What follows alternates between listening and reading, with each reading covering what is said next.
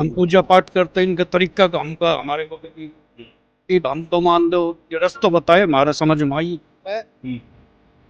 नाम लेना गुरु जी के शरण में आने के बाद में मैंने सोचा नशो बना रहे हो बेचारा? हाँ बिल्कुल बना के। भगवान मिल जाता है सर?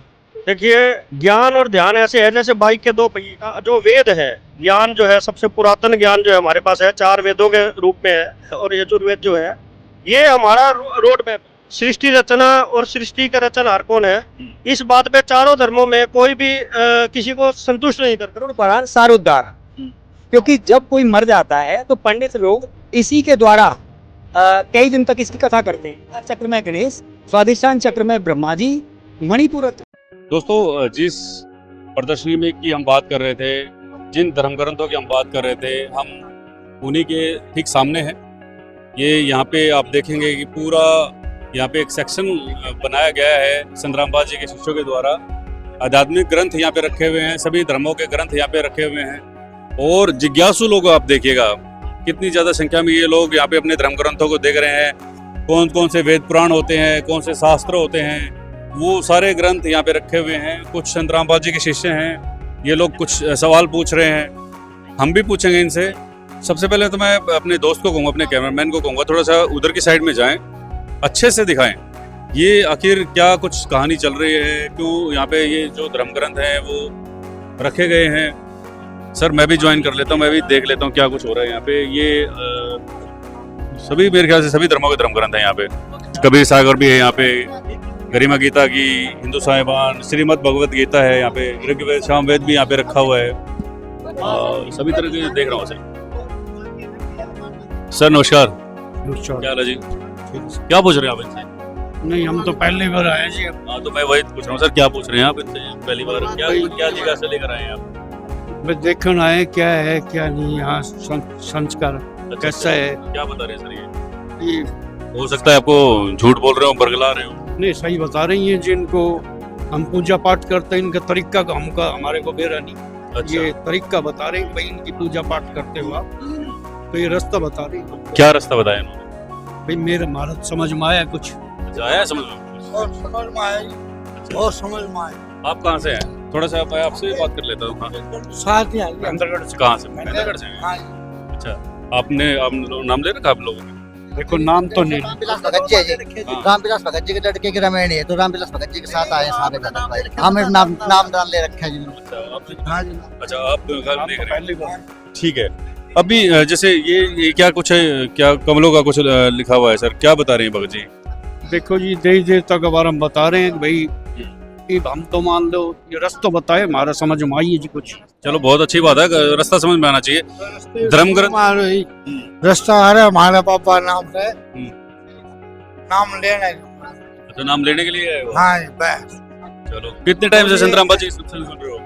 है जी, कितने टाइम से संतराम पाद जी सत्संग सुन रहे हो? तो सुनते रहे हैं बस ये 2-3 महीना से। अच्छा, 2-3 महीने से सुन रहे हो? चलो, संतराम पाद जी शिष्य कहते हैं पहले अच्छे से ज्ञान समझो, उसके बाद शरण में हो, ये बात बोलते नहीं हैं। शर्माज यार हमने बस। अच्छा, आज ही आना है? हाँ बस। मन बना के आए हो? हाँ मन बना। चलो बहुत अच्छी बात। ये बीड़ी पाड़ी जाल दूरी छोड़ने वाला। ये चीज तो बहुत अच्छी बात है संतराम पाद जी की कि भाई नशे पत्ते से दूर कर देते हैं और जो बाहरी दिखावे से दूर कर देते हैं। हमारा भाई है जी, बड़ो भाई हमारे। अच्छा अच्छा मैंने घर दूर में बहुत शराब पीता था, अच्छा। बहुत शराब पीता था। और तो आने से शराब पी लिया। गुरु जी के शरण में आने के बाद में मैंने सोचा नशो टूटे नहीं यार। मतलब अच्छी शिक्षा है। हाँ ये भैया मानो मिलना से मारो पहिया छोड़ दो। चलो हम भी थोड़ी सी, सर धन्यवाद आपका, हम भी थोड़ी सी शिक्षा ले ले सर। क्या कुछ चल रहा है देख लेते हैं, तो क्या कुछ चल रहा है सर? भगत जी, ये भगत जी दुर्गा जी की भक्ति करते हैं और बालाजी को मानते हैं। तो बालाजी के बारे में जो हमने बताया कि बालाजी के बारे में किसी भी प्रकार का कोई भी रिकॉर्ड कौन करता है इनमें से बालाजी? भगत जी का। क्या हाल है जी? बढ़िया है जी। कहाँ से हैं? खेतड़ी तहसील जी। कहाँ से? खेतड़ी तहसील खेतड़ी, हिसार? नहीं, राजस्थान। अच्छा, जून आप सब लोग साथ में ही हैं? क्या पूछ रहे हैं सर इनसे? ये हम तो ये पूछ रहे हैं कि हम तो बालाजी की भक्ति करते हैं, अभी आए हैं इधर, तो इधर का क्या है इसलिए पूछ रहे हैं। तो क्या बता रहे हैं? समझा रहे हैं हमें, हम समझ रहे हैं इनसे।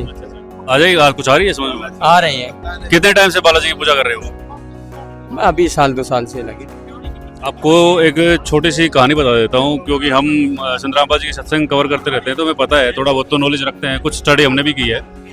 संतराम बाबा जी महाराज जी अपने सत्संगों के माध्यम से भी बताते हैं कि उन्होंने 25 साल तक बालाजी की पूजा करी है, हनुमान जी की साधना करी है 25 साल तक।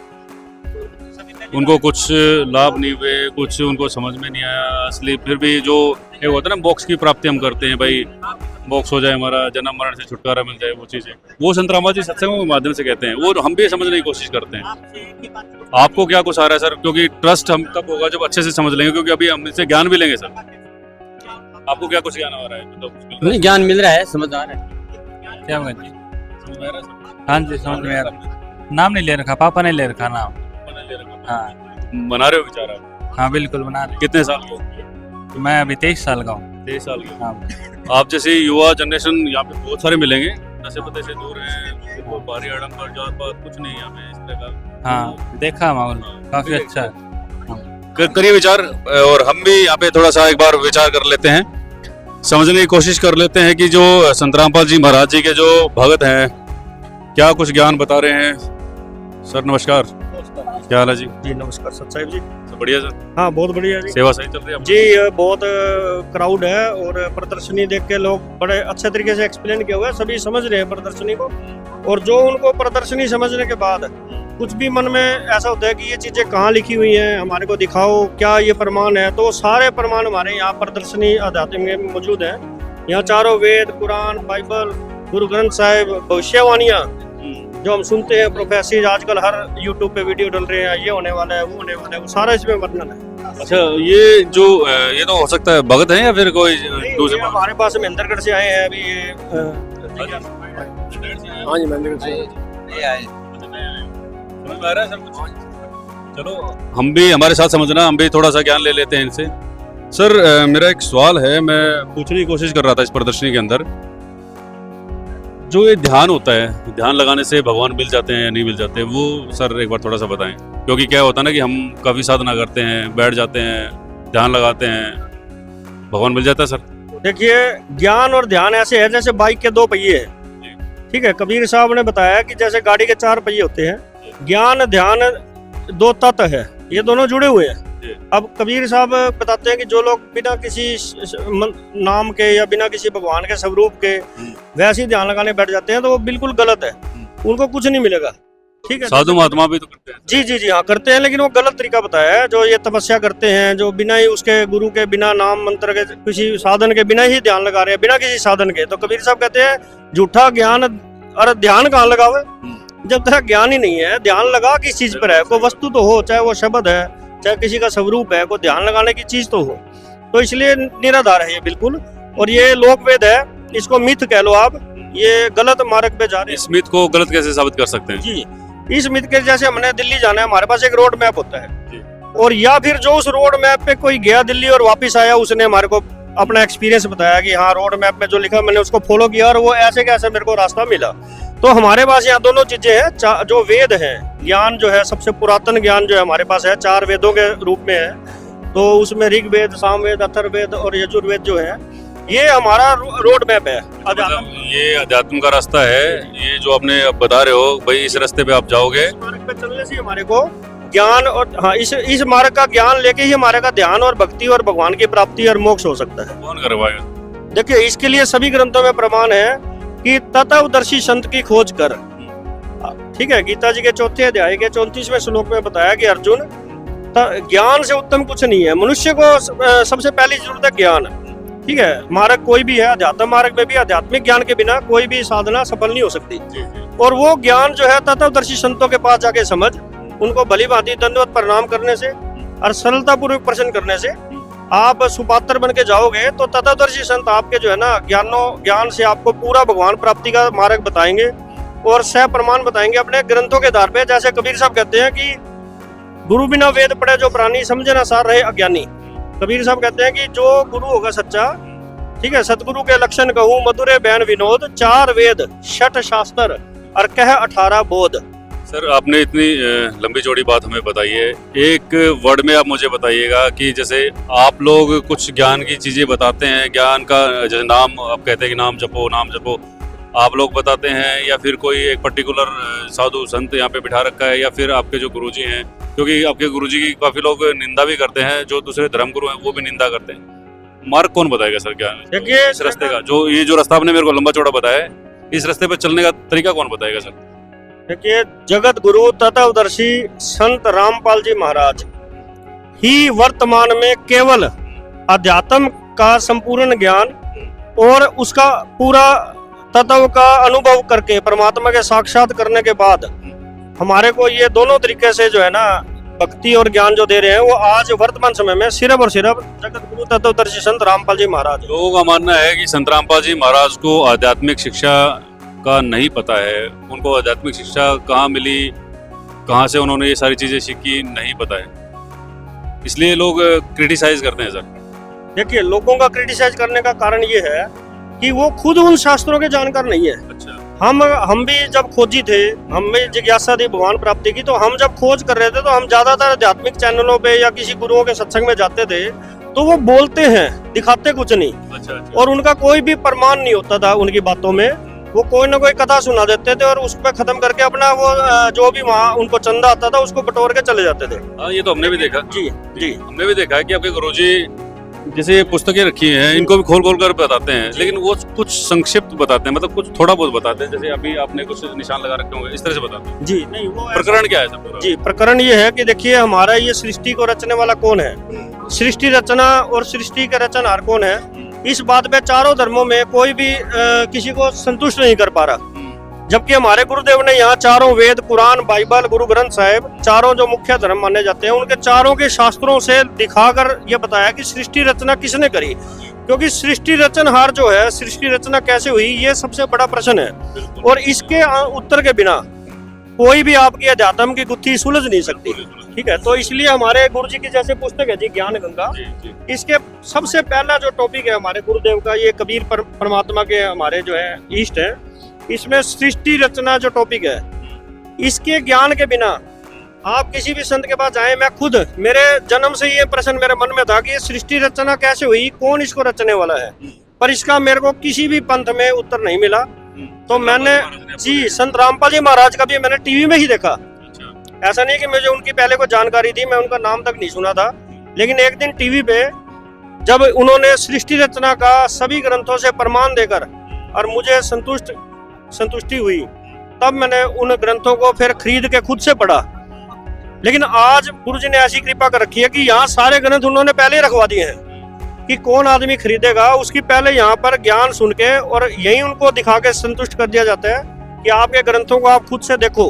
अच्छा सर, चलो ये तो धर्म ग्रंथों की बात हो गई, मैं एक छोटा सा मेरे मन में क्वेश्चन है, एक जो नाम लेता है, एक जो दूसरे लोग होते हैं, ध्यान कौन कौन लोग कर सकते हैं? देखिए, बिना ज्ञान के ध्यान नहीं हो सकता। और जैसे मान लीजिए मैं कहीं जा रहा हूँ घर से और मेरे 50 लाख रुपए तिजोरी में और बाई चांस मैं ताले की चाबी लगाना भूल गया, तो मेरा ध्यान जहाँ मैं जा रहा हूँ उधर लगेगा ही नहीं। मेरा ध्यान ऑटोमेटिक वहां रहेगा जहाँ पर मेरा पैसा रखा था, धन रखा था, और वो खुला रह गया है। तो ऐसे ही ध्यान के लिए क्या है, भगवान का ज्ञान, किसी के जिस चीज की प्राप्ति की हमारी इच्छा होगी और वो हमें कौन दे सकता है, तभी उसमें हमारा ध्यान लगता है। ठीक है, तो भगवान सुख का सागर है, वो कबीर साहब जो है सुख का सागर है। सारे ग्रंथों में लिखा है कि वो सुख का सागर कबीर साहब है। हम बचपन से पढ़ते थे कि अंधे को आंख दे तो कोटी को काया, बांझन को पुत्र दे तो निर्धन को माया, लेकिन वो चीजें किसी को मिल ही नहीं रही थी। और आज इस भक्ति में नाम लेने के बाद हमारे घर में भी सारे रोग दूर हुए। ठीक है, हमारे माता पिता को बचपन से कुछ बीमारियां थी साथ में जीवन में, वो सारी नाम लेने के तुरंत बाद बिना दवाई के ठीक हो गई। तो हर प्रकार से ये बात यहाँ सिद्ध होती है कि यहाँ सारे आपको लाभ मिलते हैं इस भक्ति से। चलिए, बहुत बहुत धन्यवाद, काफी अच्छी जानकारी इन्होंने हमें दी है। सर, आप भी देखिएगा, क्योंकि संत रामपाल जी के महाराज के शिष्य हैं, अगर कोई सवाल आपके मन में होता है तो सटीक जवाब देते हैं सर प्रमाणों के साथ में। प्रमाण आपके सामने है, आप देख सकते हैं। ये देखो, यहाँ पे हम दिखाते हैं, ये गरुड़ पुराण है, गरुड़ पुराण सारोद्धार, कोड नंबर 1416, और यहाँ पे क्लियर लिखा हुआ है कि ये बीज मंत्र है जो संत रामपाल जी महाराज। कौन सा गरुड़ पुराण है सर? ये अपने संत रामपाल जी महाराज जी द्वारा लिखित है या कहीं से? नहीं सर, ये गीता प्रेस गोरखपुर का है, गीता प्रेस गोरखपुर, इस पे लिखा हुआ है। इसका कोड नंबर 1416 है और गरुड़ पुराण सारोद्धार। क्योंकि जब कोई मर जाता है तो पंडित लोग इसी के द्वारा कई दिन तक इसकी कथा करते हैं, गरुड़ पुराण, और इसके पैसे लेते हैं वो बाकायदा। तो इसके जो आखिरी अध्याय है, जो आखिरी अध्याय 15वां और 16वां अध्याय है, उसमें उन्होंने क्लियर किया है। देखो जी, थोड़ा ध्यान दे इसमें। भैया जी प्लीज, बहुत अनमोल चीजें बताई जा रही हैं, आपकी सारी शंकाओं का समाधान हो रहा है। ये देखो, यहाँ पे ब्रह्मा सावित्री, गणेश जी, विष्णु लक्ष्मी जी, दुर्गा जी और शिव पार्वती, ये 5 देवताओं को बीज मंत्र संत रामपाल जी महाराज देते हैं। तो यही बीज मंत्र हमारी गरुड़ पुराण सारोद्वार बुक में लिखा हुआ, जो गीता प्रेस गोरखपुर से छपी हुई है, कि इन चक्रों में क्रमशः गणेश, ब्रह्मा, विष्णु, शिव, जीवात्मा मतलब दुर्गा और गुरु तथा व्यापक परब्रह्म का चिंतन करना चाहिए। अर्थात मूलाधार चक्र में गणेश, स्वादिष्ठान चक्र में ब्रह्मा जी, मणिपूरक चक्र में विष्णु, अनाहत चक्र में शिव और विशुद्ध चक्र में दुर्गा जी जीवात्मा, और आज्ञा चक्र में गुरु मतलब हम सब, हमारे जो शरीर को कंट्रोल करता है वो करता है ब्रह्म, दुर्गा जी के पति। तो उसको गुरु रूप में इन्होंने लिखा है कि गुरु, और सहस्त्रार चक्र या ब्रह्मरंध्र, ये सारा इसी का क्षेत्र है, ब्रह्म क्षेत्र। अच्छा, मतलब जो आपने ये जो रखा हुआ है, ये मैप्स अपने लगा लीजिए, या फिर जो आध्यात्मिक मैप आप दिशा निर्देश दे रहे हैं, वो इन्हीं धर्म ग्रंथों। हाँ जी, हम एक एक शब्द, संत रामपाल जी महाराज एक एक शब्द जो बताते हैं वो हमारे धर्म ग्रंथों के अनुसार है, एक शब्द भी बाहर नहीं है उससे। चलिए, बहुत बहुत धन्यवाद आपका। ये कुछ आध्यात्मिक प्रदर्शनी थी, कुछ सेवादार थे, कुछ जिज्ञासु लोग थे, कुछ लोग बाहर से आए हैं, जान रहे हैं धर्म ग्रंथों को, धर्म ग्रंथ लिखे हुए हैं, बता रहे हैं, और ज्ञान लोगों को समझ में आ रहा है। कितना क्या ज्ञान आपको समझ में आया है? जैसे हमने कुछ इनसे कुछ क्वेश्चन पूछे हैं, जाने हैं, आपको कितना क्या समझ में आया है? और क्या, जैसे अभी सत्संग चलेंगे संत रामपाल जी महाराज के, अभी मार्च में भी है, प्रदर्शनी इस तरह की आध्यात्मिक रहती है, क्या कुछ हम इनसे सवाल कर सकते हैं? हमसे जो बन पाया हमने क्वेश्चन किए, आप क्या कुछ जो सवाल इन लोगों से करना चाहते हैं कमेंट सेक्शन में बता सकते हैं। आज के लिए इतना ही, थैंक यू सो मच।